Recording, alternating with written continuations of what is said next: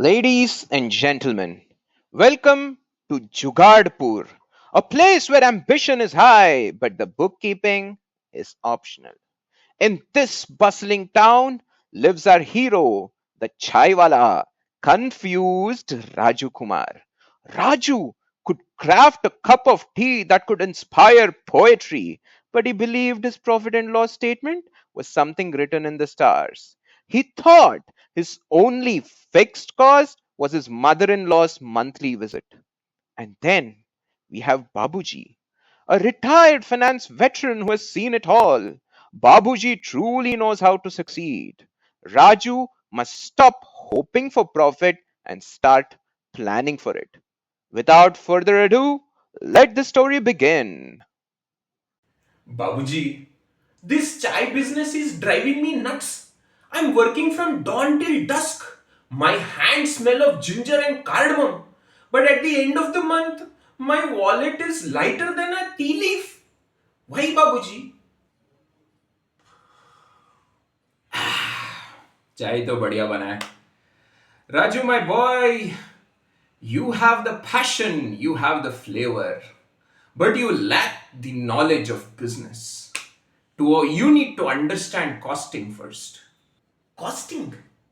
Is this some new spice mix? Will my chai taste better? It will make your business taste better. Let's do some hisab kitab. Tell me, how much does it cost you to make one cup of kadak chai? Well, I buy milk, tea leaves, ginger, and then there is gas for my stove. Excellent. These are your elements of cost. Now let's segregate them into three simple buckets.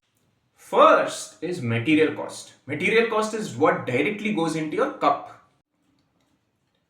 Milk, sugar, tea leaves, ginger, and cardamom. Excellent, excellent. Shabash beta. These are your direct materials, which directly go into making each cup. But what about the water? What about the little bit of cleaner you use to wash every cup? How do you calculate that cost? Oh, those tiny bits, I don't count those. Exactly. So these are your indirect materials. They are needed for each cup, but very difficult to calculate or measure. So let's categorize them separately. Boom, Vatsu. Raju beta, one cup of strong chai. The universe demands clarity, even with its beverages. Coming, Sadhuji. Coming. Now let's talk about labor cost, Raju beta. Who makes your cup of chai? All me. And you spend your precious time making each cup. Your time, your effort. That's direct labor.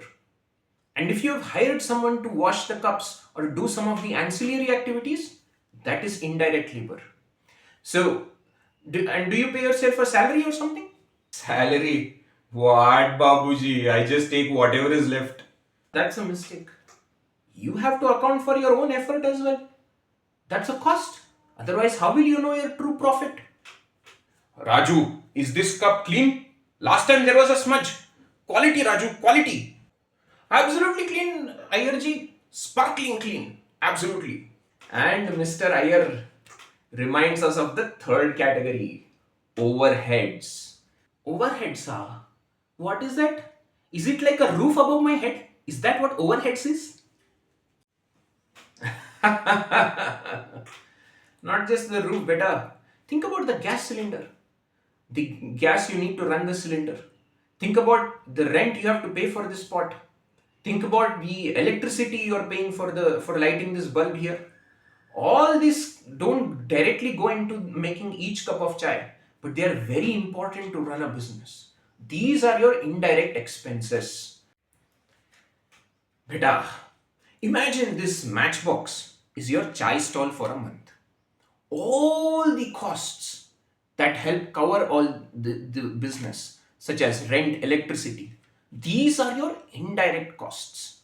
They are like roof, providing protection and sheltering it, like just like an umbrella, right? So many costs. My head is spinning like a spoon in a chai pot. Don't worry, Raju beta. Once you list all the costs, you prepare something called as a cost sheet. It is like a detailed recipe for your true expenses. It covers everything, your direct material, direct labor, overheads, and everything. So that once you have that, you understand what your true profit actually is. Om Shanti. To understand the river, you must know its source and all the tributaries. Just like with your chai, Raju beta, you must first understand all the ingredients. Om Shanti.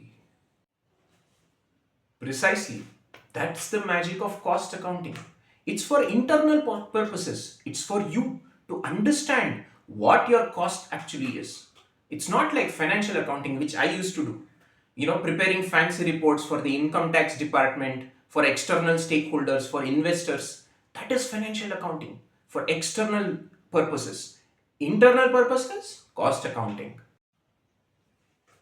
Financial accounting is like a stall's glossy photo for an advertisement. Cost accounting is like the blueprint of the business, showing every wire, every detail, and every ingredient that goes into the business. Babuji, you are a genius, Babuji. So if my cup of chai cost rupees 8 and I might be selling for rupees 10, I might be thinking I'm making 2 rupees profit. But if I don't account for my labor and overheads like gas, then I might be thinking I'm making more but I'm actually making less. Bada sahi pagda. Now we are thinking like a true businessman, not just like a chai wala. So learners, what did we learn today? Costing is an internal tool used by the management to understand what their true costs are, improve their efficiency, and see how they can profitably run their business. To make sure that the costs are determined, we have something called as cost element. These cost elements are divided into three buckets. First one is material cost. What directly goes into making a particular unit of product or service is nothing but your material cost. They are again direct material cost and then indirect material cost. Direct material cost is what you can directly determine in making the product. Indirect material, they are used to make the product, but they are so small that or insufficient that their quantity cannot be determined. Then you have labor. Similar to direct material and indirect material, you have direct labor and indirect labor. Direct labor as what directly goes into making a product or a service, and indirect labor, they are important. They are ancillary to support the business, but they are not directly used in making a product or service. And then you have our head of everyone, overheads. These are very important to run our business. Without them, you cannot run the business. But you cannot directly relate them to a product, but they are still needed.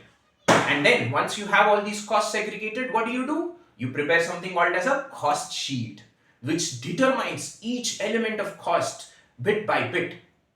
And what else did we learn?